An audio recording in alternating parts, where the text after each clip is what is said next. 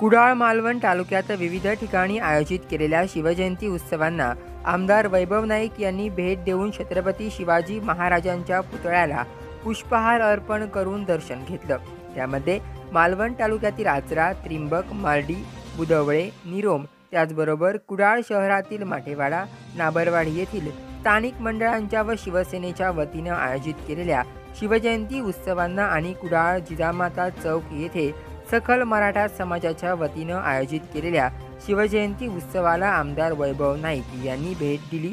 यावेळी ठिकठिकाणी त्यांचा शाल श्रीफळ देऊन सत्कार करण्यात आला।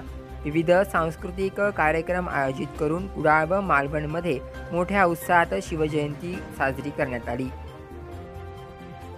स्पर्धा प्रसंगी उपस्थित आपल्या मराठा महासंघाचे नेते आणि सिंधुदुर्ग जिल्हाध्यक्ष ॲडव्होकेट सुहास सावंत, मंदार शिरसाट, माझे सहकारी अमरसेन सावंत, धीरज परब, घोगळे आणि सर्वच या ठिकाणी उपस्थित असलेले मराठा महासंघाचे सर्व सदस्य।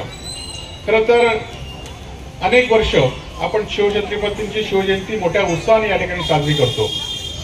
गेले 7-8 वर्ष मराठा सेवा संघातर्फे, मराठा समाजातर्फे सुद्धा कुडाळ शहरामध्ये नव्हे तर संपूर्ण सिंधुदुर्ग जिल्ह्यामध्ये ॲडव्होकेट सुहास सावंतांच्या मार्गदर्शनाखाली ही शिवजयंती साजरी करतो।